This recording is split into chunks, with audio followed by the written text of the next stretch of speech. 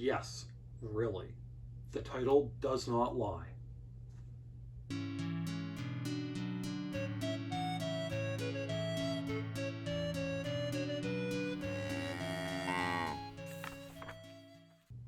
Hi everyone, I'm Jacob, I'm the CowHatLibrarian, and I have a fun one tonight.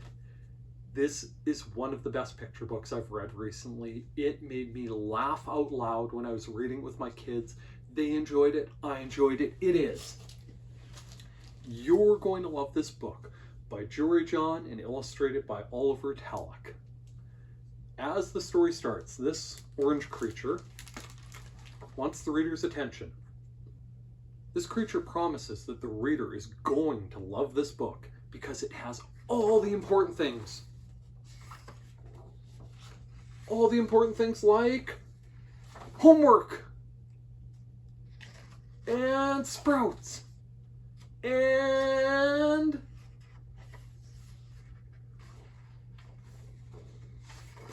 visits to the dentist. Yeah, this book has everything. And this creature goes through these things one by one, hyping up how great this book is and how wonderful it is and how much readers will love it, as this creature continually introduces more stuff like lists and early bedtime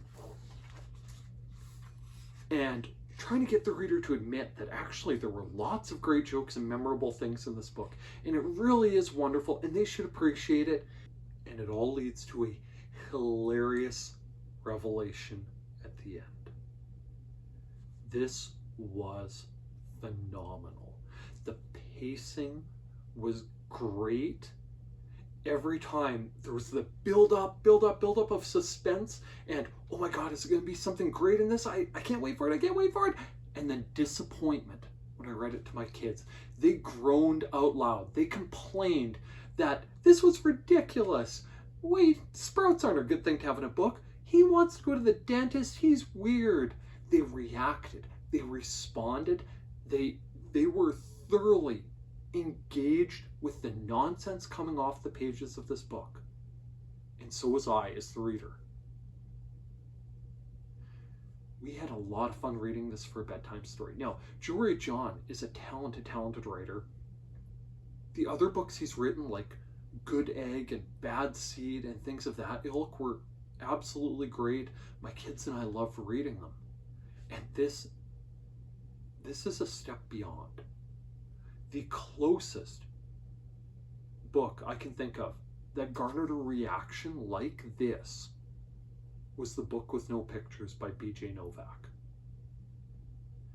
In terms of just sheer response to nonsense. In fact, I'm disappointed that because I work in an academic library now, I'm not going to get to read this for story time soon. It was that good. The illustration style, it's fine. I have no real complaints. The pictures are clear and colorful, and they're sort of silly. It's not clear what the creature is meant to be, but that's just fine. There's no big deal to it. The illustrations aren't really the highlight of this one. It's the frenetic energy of the text. The illustrations are fine. They don't do anything to hamper it, but they aren't the main draw for this particular book. I highly recommend this. Its title is not a lie. You're going to love this book. It is a book that you will love. Go buy it or go borrow it from your public library right now before I even talk about the spoilers.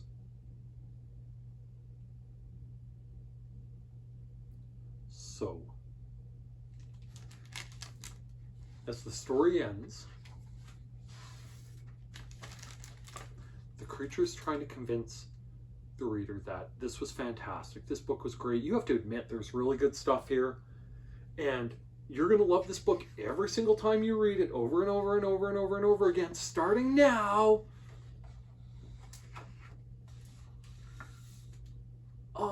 Yeah. Hey, why is your eye twitching? He's directing it to the parent readers. This blew me away. It was surprising and hilarious. This book was a perfect fourth wall breaking book even before that, where this creature was talking to the reader, and it could be a kid reading it and, you know, getting joked by this animal claiming these things were great when really they weren't. But the last 2 pages, where it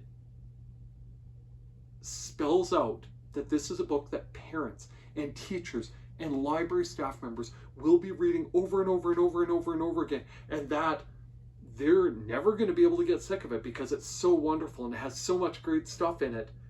And this, hey, why is your eye twitching? And drawing the creature with bags under his eyes, looking just exhausted as he reads it to a crowd. This was a hilarious joke. I laughed so hard when I got to this page when I was reading to my kids. I had trouble breathing for a moment. And they had to ask if I was okay. And they had to wait until I stopped laughing to explain why it was so funny.